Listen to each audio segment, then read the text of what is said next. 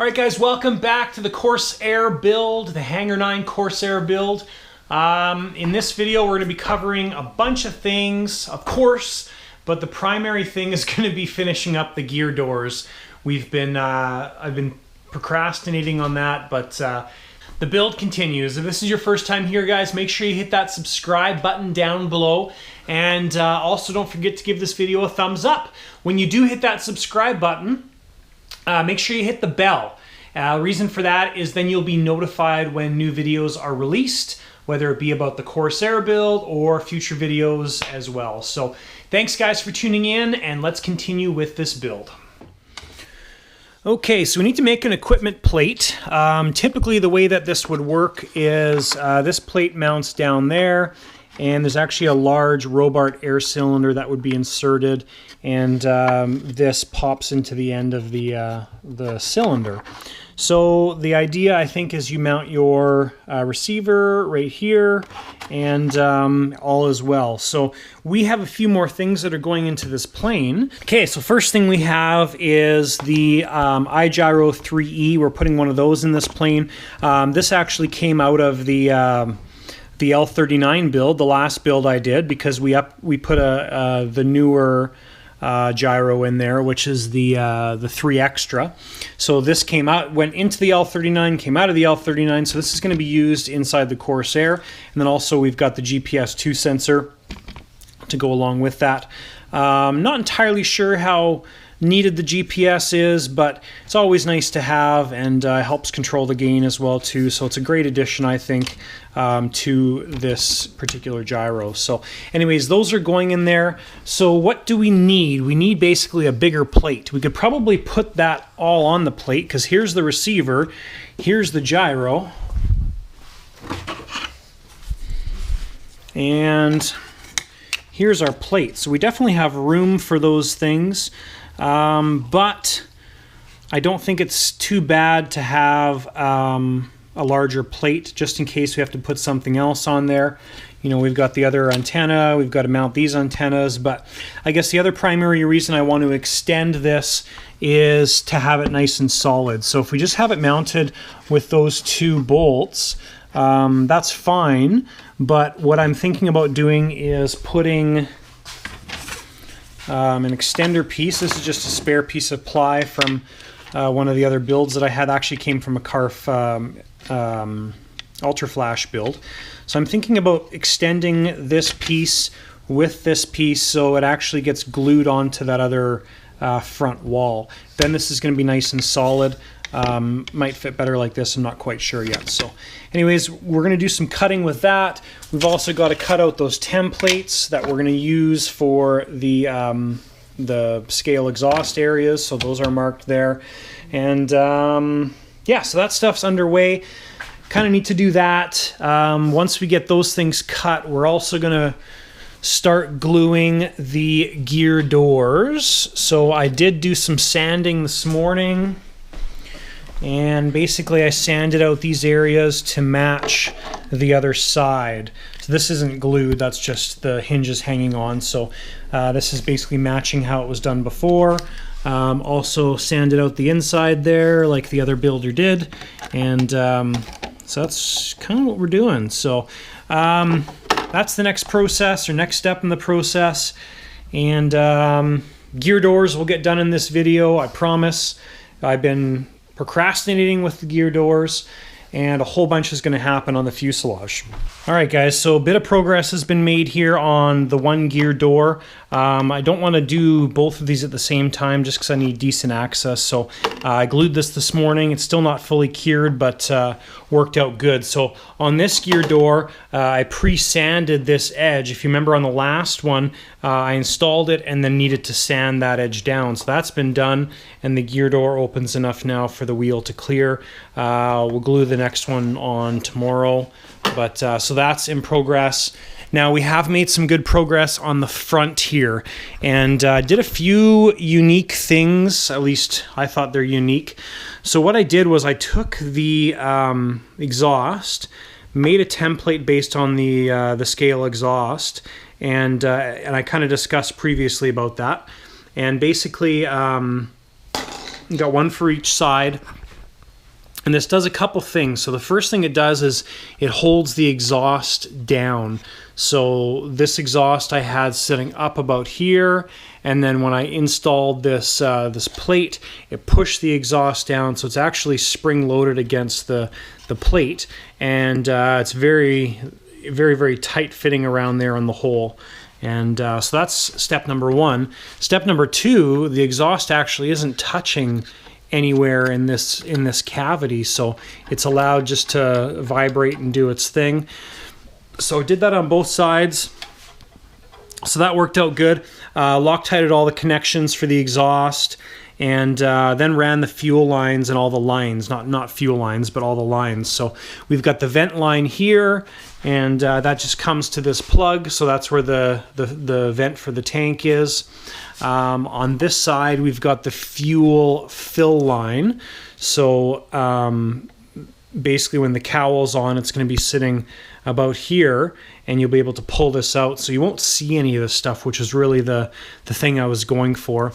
And then this third line is the drain from the engine. So because this engine uses such a high oil content compared to fuel, so it's a 20-to-1 ratio or more, this vent is going to be basically puking out oil, is the best way to put it. And it's not uncommon for these Saito 4-stroke engines to have oil coming out of other areas too. So anyways, I wanted to divert that oil so it's not just spraying inside the cowl. So we could run it straight out of the cowl, but then it would be running down the plane. So one of the suggestions in the manual, and I don't think we have the fitting. It talks about a fitting that goes on the end here, but it's not with the kit. So anyways, I have this smoke tubing, which is black rubber butyl tubing, I think is what it is, but it's a high temperature tubing. And then I've got this high temperature covering that was installed over top of it. So I'm going to run this to the exhaust line like it talks about in the manual, and then basically have that sitting like that. So any of the oil that comes out hopefully will be more or better dispersed by the exhaust or pushed away and down, rather than most of it going on the airframe. So I thought that was going to be the best solution. It's talked about in the manual, which is good. So made a bunch of good progress here in the engine bay. Also installed my addition to the main gear plate there. So what I did is I actually took a piece of ply from a previous build, glued it on to the plate that was included with the kit, and then used 2 screws. So that's not going anywhere. Once that was done, I installed a cross member down there. You can see it right there. So I installed the ply cross member and then glued the plate to the cross member. So this is all nice and secure now. It's not going anywhere. And yeah, very, very strong. So our gyro's mounted there. Our receiver is going to be mounted in this area. And I think it's going to work out well. That's basically all the radio equipment, the kind of the big stuff that we need mounted, and happy with that. So the GPS plugs into the gyro unit. My initial plans is to have that run to the cockpit, and maybe the underside of the cockpit somewhere, just so we could see the light. The GPS unit comes with, if you're not familiar with it, a little LED light, which when it's blinking, it's picking up satellites, and when it's solid, it's ready to go and has picked up satellites. So it's kind of important before you fly the plane, once it's all set up, that turns solid in order for everything to work properly with the Powerbox gyros.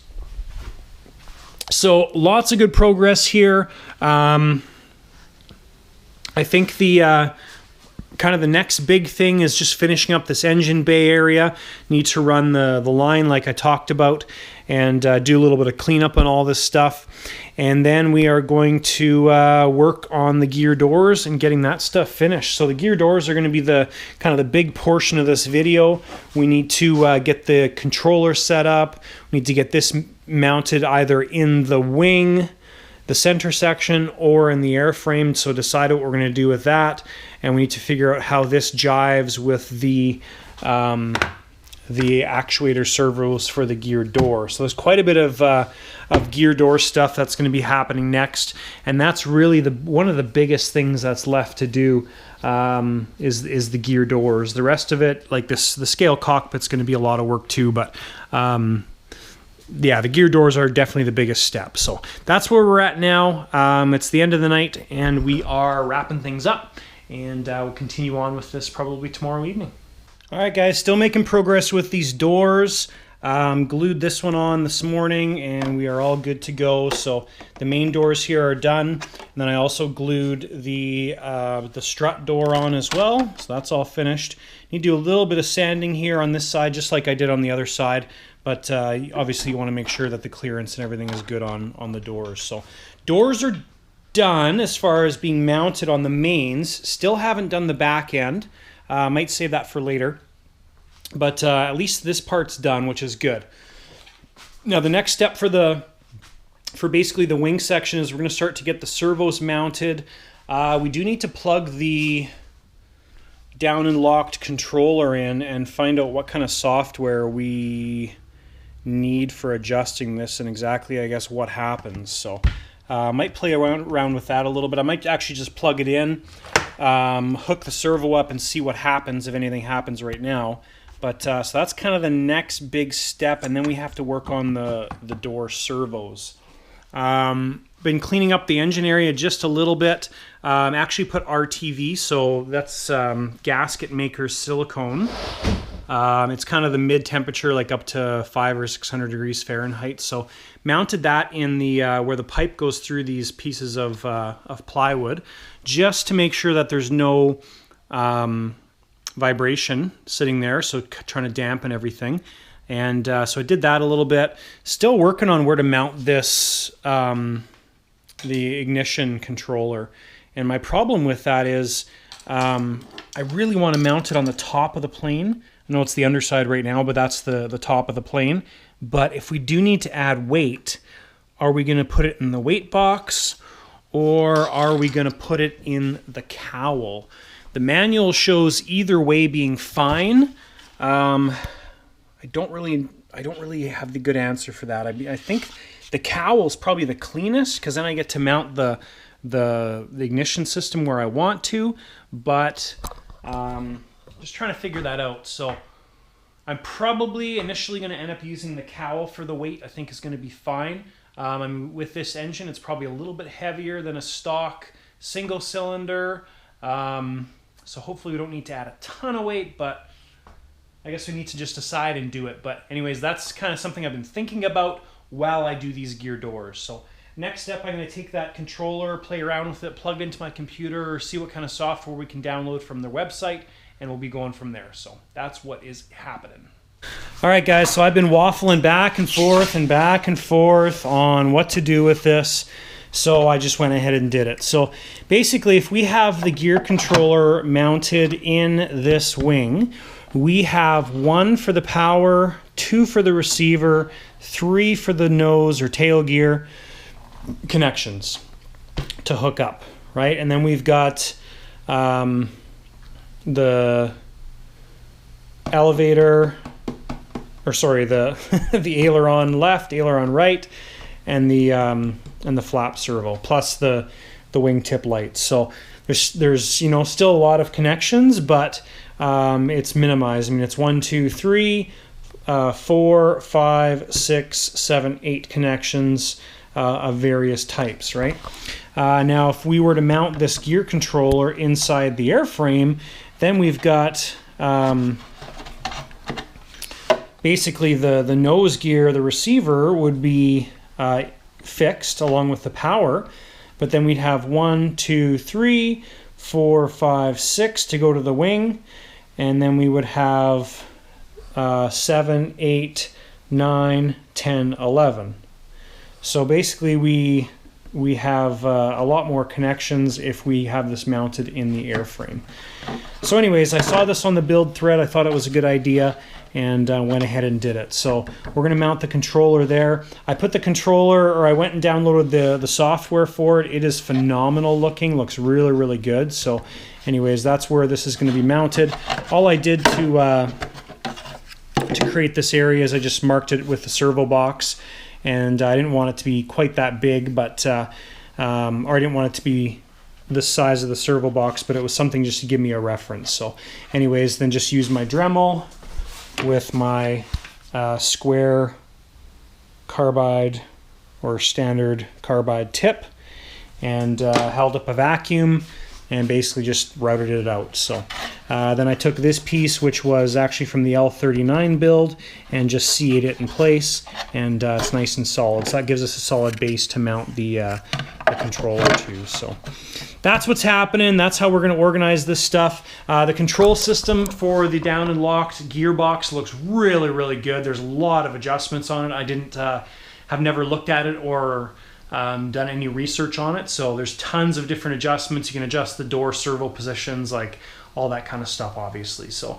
very, very happy with that. So the next step in this is basically getting the gear doors, the servos mounted, and then basically setting those up and stuff. So that's going to be a lot of work, but that's the next step. All right, guys, so rather than using just the bent rods that I was showing you in the previous clip, that aren't going to be quite as accurate, I'm actually going to use helicopter ball ends and everything. So these are from I think an Align 700 kit, and what it'll allow me to do is it's going to have lots of movement on there, but it's just going to be way more precise, right? Those bent rods had a lot of play in them, and we'll be able to customize the fit and everything with it too. So anyways, that's what's happening. Have to drill these out to a fairly big size, but they thread in nice, and they got a nice shoulder on them and everything too. So yeah, so that's, I think, a good step in the right direction. All right, guys, welcome back. It's been a few days since I've actually done anything on the Corsair, so continuing on with this. Now I just fixed the gear door to the wing. Previously I had sanded out this area here. I'm going to grab a light. So the gear's not fastened right now, but that's basically where it would sit. And then you can see the gap there. So we have a nice clearance between the servo mount and the wheels. That works out good. I used 2 of the screws that came with the kit to mount the plate. It's nice and solid, and that's the actuation there. So I don't know if I captured this in the last video, but I'm using some helicopter hardware from a 700 series Nitro helicopter. This is just some spare hardware that I had.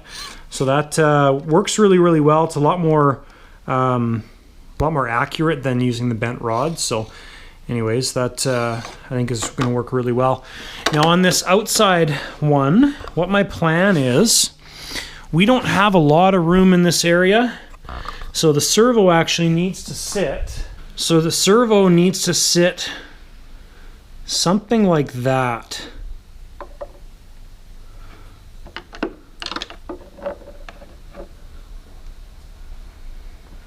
I think maybe even like that's going to work out better rather than being in the center, because if we flip it around like this, it's going to touch the wheel.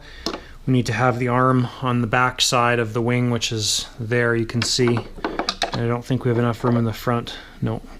So my plan with this, guys, is what I'm going to do is, number one, get a piece of ply that is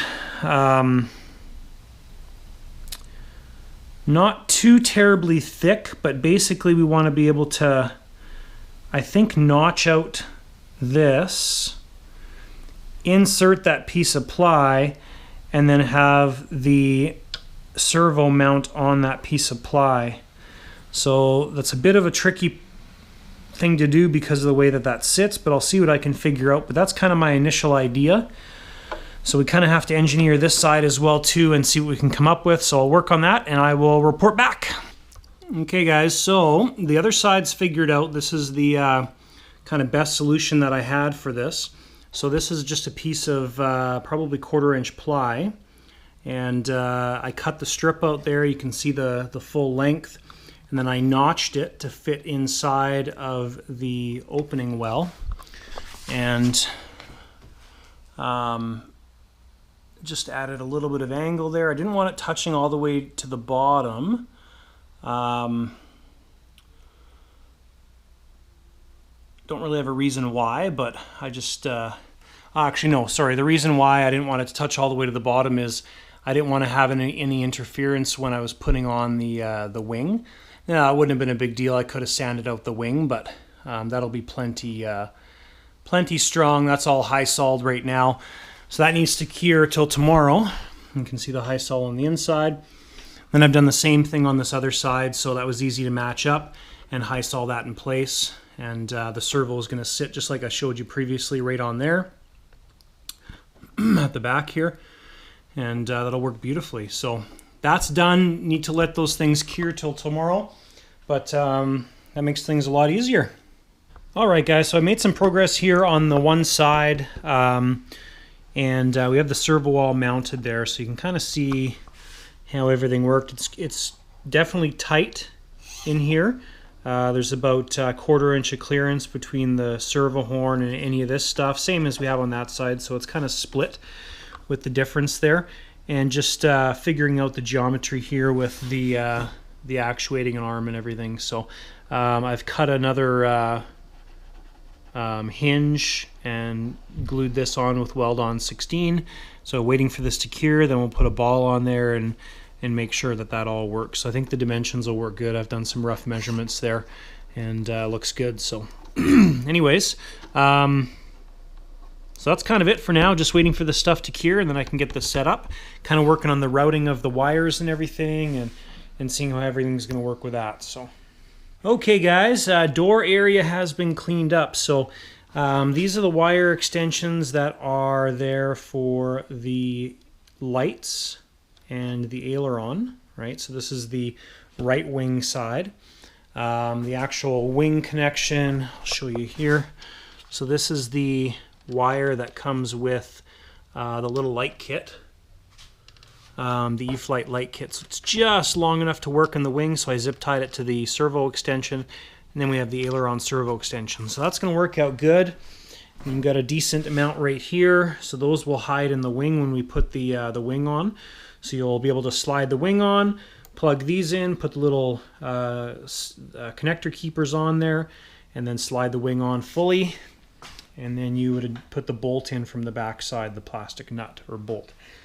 So these wires have been all bundled together and fastened, and so they're neatly placed along the back side there. Now the gear wire actually comes through this hole that the previous builder did in the gear compartment. So that's in there, so that'll work out good too. And then here's the connector for the actual gear itself. So once this is connected, there's extra here. We can just push it into the wing, and it'll be nicely hidden as well too. So I'm happy with all that. It works good. Now what we need to do is we need to get this all plugged into the gear door controller, the down and locked controller, which is here. Just temporarily on one side. We're going to make sure we can adjust all the doors and everything. A couple last little steps, like we have the bolt there still to put in the servo arm. I left that off just in case we need to change the position of the servo arm. This is still wet a little bit, so I just need to be careful with that. So but that's the next step, basically, to plug all this stuff in on one side, make sure it all actually works.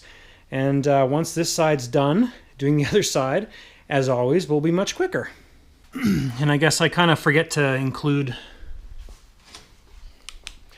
the details, guys, sometimes that some people like in my videos. So a neat way to fasten wires is if you wrap them in black electrical tape, just a couple wraps around there, and then use goop or something similar. They'd make lots of different types of goop, but the goop brand I really like because you can peel it off if you need to.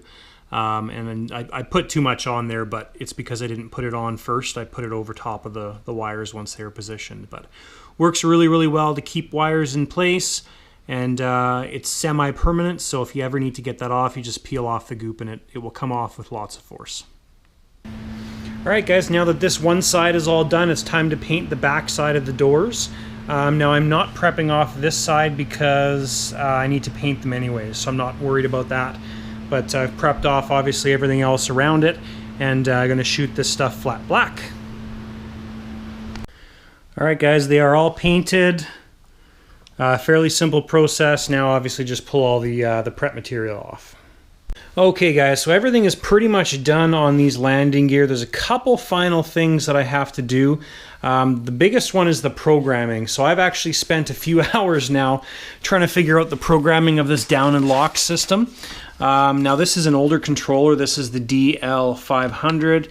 I have downloaded the software to my computer, and it doesn't work. So I tried flashing the controller, installing new software, and now the controller actually doesn't work at all. So it doesn't retract the gear, doesn't or cycle the gear at all. So an email's been sent off to Down and Locked. We'll have to see what they suggest.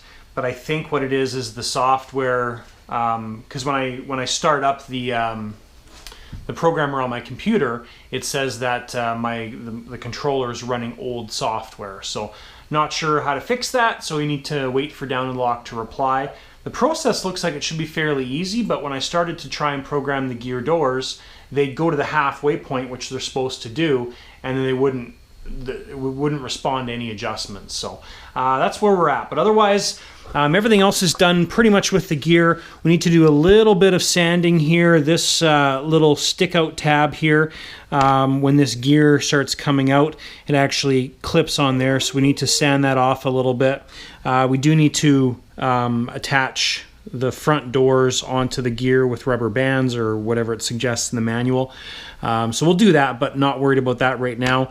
And obviously we need to program the gear doors. So, but everything's done otherwise. It works quite well. I did figure out that when these gear, it's going to be hard to see, but when these gear extend, the threaded rod actually pushes through those holes that the previous builder cut in this former here. So initially I had the gear wire routed that through those holes and then out with those wires that are down there. But what I've had to change is the wire that controls the gear actually comes out right beside the gear here and then runs into this section where the controller is going to sit in the wing. So had to change that up on this side. Still need to do the other side. But otherwise everything else is done. I'm quite happy with the way everything worked out. Gear doors are painted. We'll touch this up with blue eventually. But yeah, so that's all finished. So essentially the gear's done there. Need to wait for the programmer to work. So moving on to the back now. We're going to get the doors set up on the back. They should be fairly simple. I'm using these hinges here. These are Dubro hinges. They're about, I don't know how wide they are, probably half an inch, 3/4 of an inch wide. Anyways, I've got one curing on there. So I just sanded down the surface here first. Again, using Hysol 16 to install those. And so that's going to be one of the next steps to do. The back door is quite a bit more simple because there's no servo actuation. It uses a piece of piano wire that goes from side to side. So just working on that stuff next and making good progress on this build. Okay guys, the rear door that I'm working on here, I've got both hinges have been fastened to the door. And this has been roughly fitted now. It actually works really, really well, and I'll kind of show you what I did here. So this needs to be cleaned up, but basically you can see the groove line there. We actually need to sand past the groove line for the hinges. So the groove line is lined up here with the door, but you need to make room for the hinges. So I'm going to clean this up obviously, but that's the right position there. I might have to sand this one out a little bit more. And then the nice thing is when you sand the little slots here, there's a wood rib and a plastic rib that goes underneath this lip. And if you sand that rib off, what happens is it actually opens up the former and the skin, and you can actually tuck the hinge right in between the two. So it works really, really well. And then once you get it all lined up, we'll basically be able just to go in there and put some adhesive underneath both of those hinges, and it's going to work just great. So actually really impressed with the way that works and how it all is centered and everything, and looks good. So need to put the hinges on the other door, but very happy with that. All right, guys, we finally got this down and locked situation figured out. So basically what it was we didn't have the newest version of the software. So on the website, unfortunately, the old software was 3.0.1.3. They didn't have the newest software on there. The newest software is 3.0.1.9 at the time of recording this video. So you can see it there when you open up the software. There's a bunch of things on here that the old software didn't have. So that's why it wasn't working. So anyways, right now it's not set up through the radio, but we can use the computer here. So we're going to extend the gear.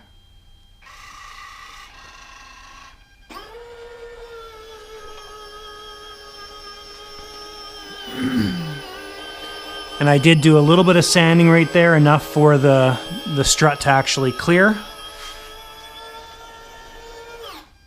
And now we'll hit the retract gear button.